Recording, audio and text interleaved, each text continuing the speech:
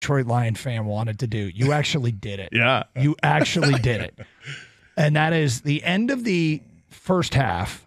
You're doing sidelines, of course. Correct. And there's the Taylor Decker false start call where dude was in the neutral zone. Mm-hmm. Yeah. And so you when you saw it live, what did you think? I thought, here we go again. And you knew immediately it was somebody in the neutral zone. I did. And I was not looking directly down the line, right. Maybe about 5 yards ahead of that. And you're thinking, okay, maybe he did something. Maybe he flinched his arm. Maybe Taylor Decker did something. I gotta pull the replay up, right? And the great part of social media these days is you get instant replays. Sure. So I'm on the sideline and I'm looking, and I right away I knew it was offside. So I knew they messed the call up, but I said I got to reconfirm this. I got to see something that happened, and I go back and watch the replay, and it's clear as day. Offsides. Like, right. I don't know how you messed that up. Right.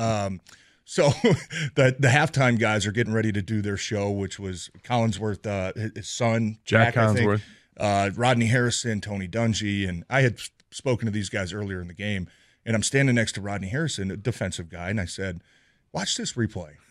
Like, tell me what you think. And he was like, oh my, that's 1,000% offsides. So that just kind of fueled the fire. So, and if in the moment, it was a huge call. The Lions are driving. Their offense hasn't been stopped. It feels like they're one first down away from field goal range. They're going to get points at the end of the half. Yeah, and even if you get that call, let's say you just kick a field goal, right? It's points off the board. And so that kind of fueled the fire. We end up punting the ball back. The Rams get the ball. They ran the clock out. But so I go through my normal process. I'm going up to the tunnel, and I'm fuming. I mean, I'm showing everybody this replay that I can. Just trying to get an explanation. Why is this? And by everybody, you mean other media members, or you media members, some staff of the members of Lions or whatever, people behind the scenes, guys that I'm kind of walking with, some guys that I interact with on a daily basis. So you're in the tunnel. I'm walking up the tunnel, showing people the replay, showing people, yeah, and we're all trying to figure out the same thing. Sure, because I couldn't hear the TV copy. Right. I wanted to hear what Tirico, show me how this is possibly a false start. Said. Yeah. Right, give me something. Right, hey, Decker did this. Give me something, and nobody could give that to me, so I was confused.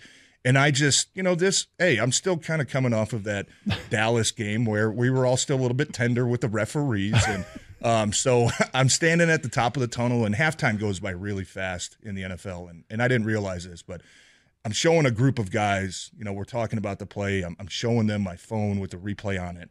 And I turn around and the referees start walking out of their dressing room. And you've got the replay. Let me say, I will say this, and I said this on the postgame show.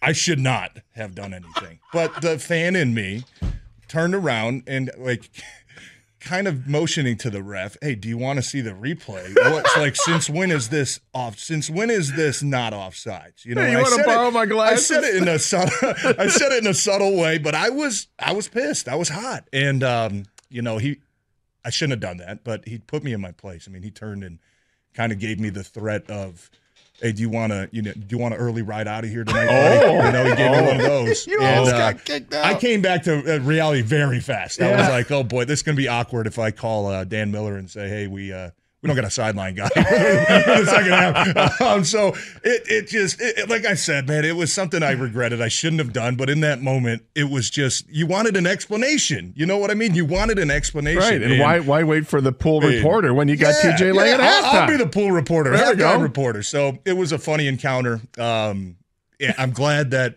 in that moment I had the sense to kind of back off. I'm like, okay, this is unacceptable. No way should I be talking to the referee, but I want an explanation. And as soon as he threatened to kick me out of the game, it was like, okay, I'm a sideline guy. This isn't my job. You guys have a tough job. It's not my job to ask these guys. He served you up. It was hot fun. piping bowl.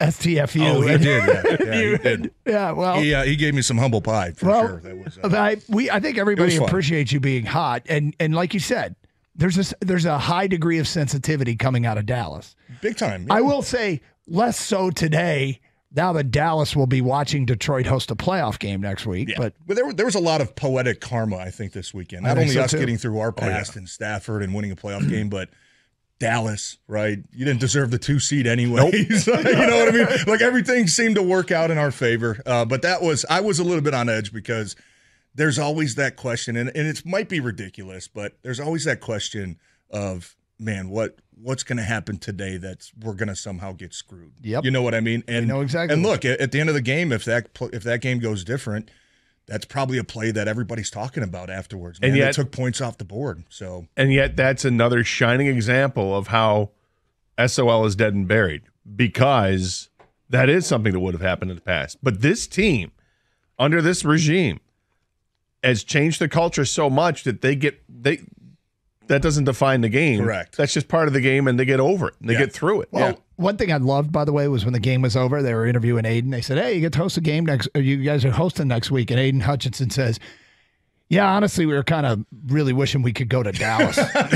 Because they were going to go right the wrong. And that's the way that they're wired. But it's a great story, and I'm glad. I will say this about the refs, though. I thought the second half they let them play, because there was a couple. Well, they definitely let them play. There was a couple plays where, and even on us too. I mean, where their defensive backs were. That's what I'm saying. I'm saying on Rams defensive backs, playing physical. There were a couple plays where our defensive backs, arguably, could have gotten, a couple calls there. There was a hit out of bounds. They could have called late hit. They didn't call it. But I thought they weren't the storyline at the end of the day, which I appreciated. And look, that's all you want in playoff games, man. Let the players determine this thing. If something is egregious where you have to call it, then you have to call it. But at the end of the day, don't be the storyline. And after the incident at the end of the first half, I felt like they got out of the way. I love it. TJ was hot, and the ref gave him the stare down, and TJ did the okay.